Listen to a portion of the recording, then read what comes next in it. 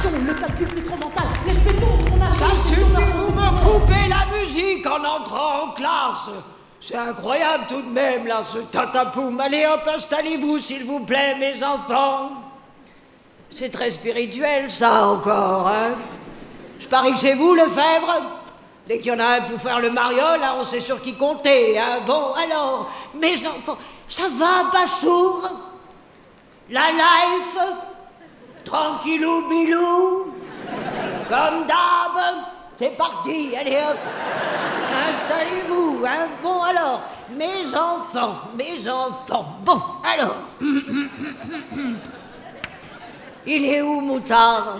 Ah, Moutard. Bon, alors, Moutard, pour répondre à votre question de la semaine dernière par rapport aux relations sexuelles et à la reproduction. Bon, hein? Oui, bah, ça va, mes enfants, restez pas tous muets comme des carpes.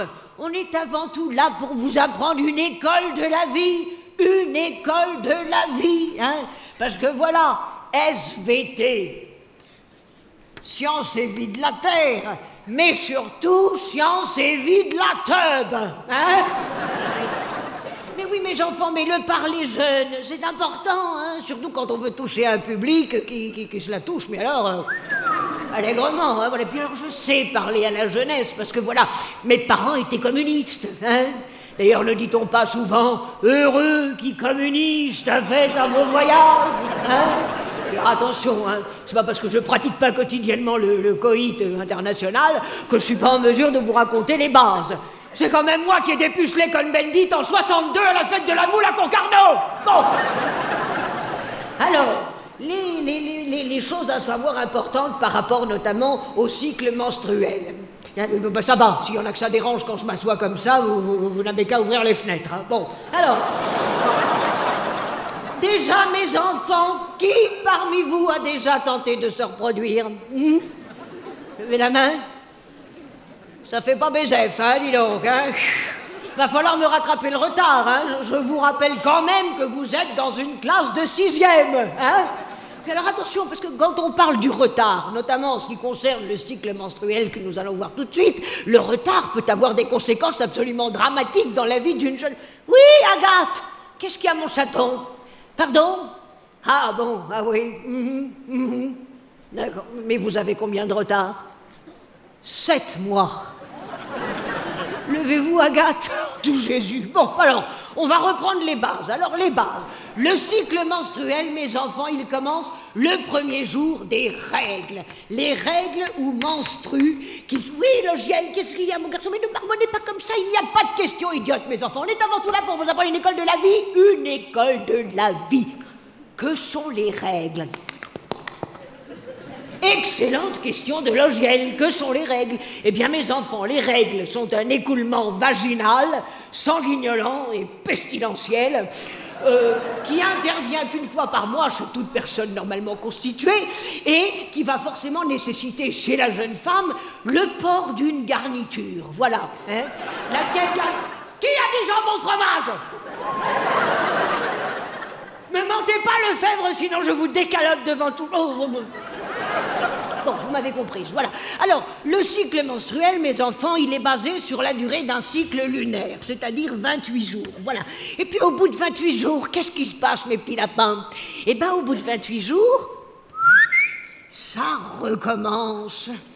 Youpi, rintintin, voilà, hein. Bon, alors les règles, quant à elles, durent entre 1 et 28 jours, hein, voilà. Ah non, mais il y a des personnes pour qui c'est absolument épouvantable. C'est les chutes du Niagara, de quoi faire du boudin pendant au moins 2 mois. Alors bon, je vous rassure quand même, au bout normalement de 7-8 jours maximum, les règles s'arrêtent. Hein, voilà, si elles vont au-delà, c'est vraiment que vous n'avez pas de bol. Hein, voilà, bon. Alors, quand les règles s'arrêtent, qu'est-ce à dire? C'est-à-dire que le corps, hein, le corps de la femme, cette charmante personne créée par on ne sait pas trop qui, eh bien, est prêt à recevoir en son sein, mais plus particulièrement évidemment par les voies vaginales, une tripotée de spermatozoïdes. Voilà, alors les petits spermatozoïdes. Regardez-moi comme ils sont fiers, les petits cocos, là, avec le flagelle qui flageole.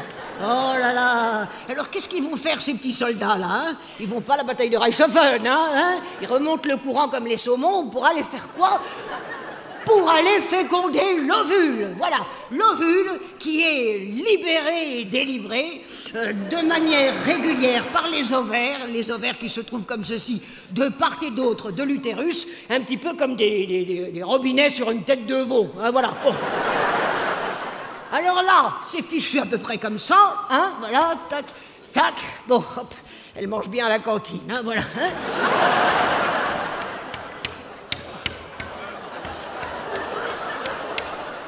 C'est comme ça dans la nature, hein, bon, alors là, on est à quel moment, mes enfants? On est à quel moment, hein?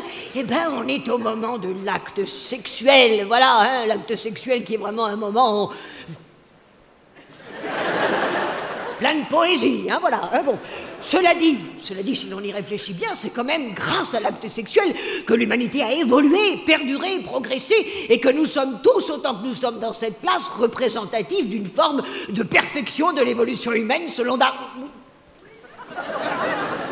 Parfaitement, Lefebvre, j'estime être représentatif de l'évolution. Franchement, Lefebvre, je serais vous, je me la ramènerais pas trop, hein. Vous avez le physique de Alf avec le QI d'un presse-papier. Je vais vous dire, Lefebvre, vous seriez né à Tchernobyl, on vous pardonnerait tout.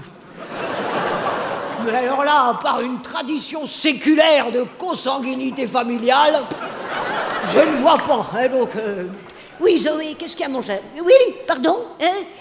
Est-ce que c'est bien normal de ne pas encore avoir ses règles à 15 ans? J'ai surtout envie de vous demander, Zoé, est-ce que c'est bien normal d'être encore en 6e à 15 ans? Parce que pour les règles jeunes filles, sachez que c'est un événement physiologique qui peut arriver relativement tardivement dans la vie d'une jeune femme. Mais en même temps, c'est vrai que vous avez quand même une sacrée moustache, hein? Dites-moi juste, Zoé, vous êtes sûre à 100% que votre prénom colle avec votre genre, hein?